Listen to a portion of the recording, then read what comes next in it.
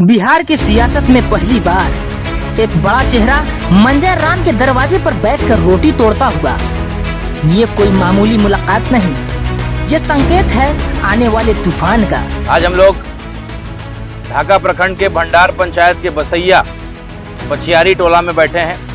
मंजर राम जी का नमक हम लोग आज खा रहे हैं और बैजू राम जी का दरवाज़ा है। आज जो हमारे दलित भाइयों के दरवाजे पे कोई आता नहीं है, उनको लगता है भाई इसके ठेकेदार हैं। रविदास समाज के, पासवान समाज के, जितने हमारे गरीब भाई लोग हैं, दलित भाई लोग हैं, कोई ठेकेदारी ले लेगा कि भैया ये पूरा मैनेज हम कर देंगे। लेकिन इस बार वो स्थिति नहीं है। जिस तरीके से उत्तर प्रदेश में इनकलाब आया, चंद्रशेखर भाई के साथ एक एक मुसलमान खड़ा हुआ और जय भीम का जो नारा है, आज हमारे देश में सबसे ताकतवर अगर जाति है वो है हमारे दलित समाज का और मुस्लिम भाइयों का। लेकिन कहीं ना कहीं हम दूसरे लोगों के फेरा में पड़े हुए हैं, अपनी पार्टी और अपने नेता को मजबूत नहीं कर रहे हैं। इसलिए आज स्थिति ये हो गई है कि हम लोग के समाज में कोई उभर करके नेता नहीं आया। लेकिन चंद्रशेखर भाई अकेले अपने दम पे आज़ाद समाज पार्टी और एक जो समीकरण बना मुस्लिम का और दलित का, वो लोकसभा में गए और दलित की लड़ाई को बड़ी मजबूती से लड़ रहे हैं। और ढाका में, बिहार में एक नई शुरुआत होने जा रही है। जय भीम का नारा जो है स्थापित हो रहा है और एक एक दलित समाज, मुस्लिम समाज एक होकर के एक नया उदाहरण स्थापित करने जा रहा है कि अब हमारा ठेकेदार कोई वोट का नहीं बन सकता है कि हमने ठेकेदारी ले लिया कि पूरा दलित समाज का वोट का हम ठेकेदार हो गए, पैसा ले लिया, आधा पॉकेट में रख लिया, तो चार लोगों को खिला पिला दिया। तो ये काम इस बार नहीं होने जा रहा है। इस बार एक एक दलित भाई चंद्रशेखर भाई के हाथ को मजबूत करेंगे। एक उभरते हुए नेता, पूरे देश में कहीं किसी दलित भाई पे अत्याचार होता है तो उसकी लड़ाई लड़ते हैं चंद्रशेखर भाई। गोली तक उन्होंने खाया, लाठी तक खाया, जेल गए। तो आज अगर उन्होंने गठबंधन किया है, भीम आर्मी का गठबंधन, आजाद समाज पार्टी का गठबंधन, बैरिस्टर असदुद्दीन ओवैसी साहब की पार्टी AIMIM से हुआ है, तो निश्चित रूप से पूरा दलित समाज एक हो गया है और ताकत दिखाएगा। और अगला बिहार में जो सरकार बनेगा उसमें कोई ना कोई दलित का बेटा मुख्यमंत्री बनेगा, मुसलमान का बेटा उप मुख्यमंत्री बनेगा। ये ताकत जिसको मिलना चाहिए, जिसकी आबादी सबसे ज्यादा है, उसको अधिकार मिलना चाहिए।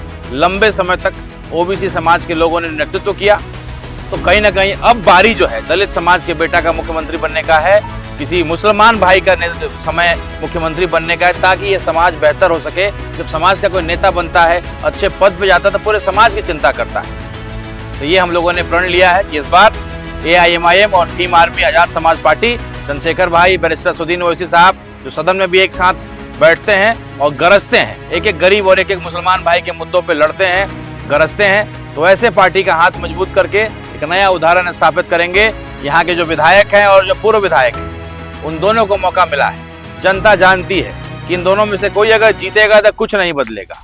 लेकिन अगर AIMIM, चंद्रशेखर भाई का गठबंधन वाला पार्टी, राणा रंजीत सिंह अगर जीतता है, जो उनका उम्मीदवार है, उनका सिपाही है, तो निश्चित रूप से इस इलाके में जब विधायक के रूप में हम जगह पकड़ेंगे तो सबसे पहला अधिकार गरीब भाई का होगा। कोई भी मेरा दलित भाई अगर थाना में, ब्लॉक में, CO के पास जाएगा इंदिरा आवास के लिए, मृत्यु प्रमाण पत्र बनाने के लिए, FIR कराने के लिए, तो किसी भी अफसर का मजाल नहीं होगा कि मेरे किसी भाई से 1 रुपया घूस मांग सके। ये राणा रंजीत सिंह का वादा है। सीताराम बाबू जो मेरे पिताजी थे, पता लगाइएगा, एक एक कार्यकर्ता, एक एक उनका सपोर्टर, किसी अफसर का औकात नहीं था कि उनसे 1 रुपया मांग ले। वही ताकत जनता को लौटाएंगे। अगर जनता ने वोट दे करके मुझे विधायक बनाया तो एक एक गरीब के हाथ में ताकत देंगे। किसी अफसरशाही को, टोटल जो कमीशनबाजी और अफसरशाही चलता है, टोटल उसको खत्म करने का काम करेंगे। और पहला अधिकार विधायक पे मेरे दलित भाइयों का होगा, मुसलमान भाइयों का होगा। ये मेरा वादा है, एक शुरुआत है।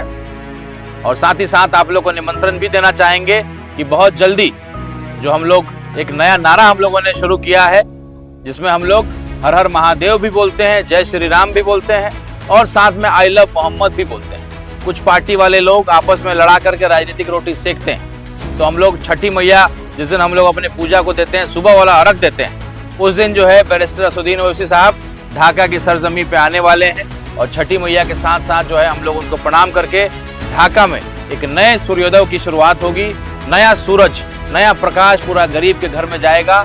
और हम लोग छठी मैया को प्रणाम करके, सूर्य भगवान को प्रणाम करके, हम लोग 1 बजे बैरिस्टर असदुद्दीन ओवैसी साहब का कार्यक्रम ढाका खेल मैदान में होने जा रहा है। आप सब लोग उसमें सादर आमंत्रित हैं। और बहुत जल्दी आजाद समाज पार्टी के राष्ट्रीय अध्यक्ष, हम लोग के नेता, आदरणीय सांसद चंद्रशेखर भाई भी ढाका के सरजमी पे आएंगे, उसकी भी जानकारी हम लोग आपको देंगे। आज जो नमक मैंने खाया है मंजे भाई का, इस पूरे गांव का, आपको वादा करता हूं कि आपका भाई अगर विधायक बनेगा और आपका काम नहीं करेगा तो कॉलर पकड़ के कहिए कि आप नमक हराम है, आपने हमारा नमक खाया था और आपने वादा किया था, लेकिन विधायक बन करके आपकी गाड़ी यहाँ नहीं रुकती, आप मेरा काम नहीं करते हैं। इसीलिए अपने चुनावी अभियान की शुरुआत हम लोग अपने किसी दलित भाई, गरीब भाई का नमक को खा करके शुरू करते हैं, ताकि ये एहसास रहे कि विधायक बनने के बाद नमक हराम हम लोग न बने और अपने गरीब भाइयों के साथ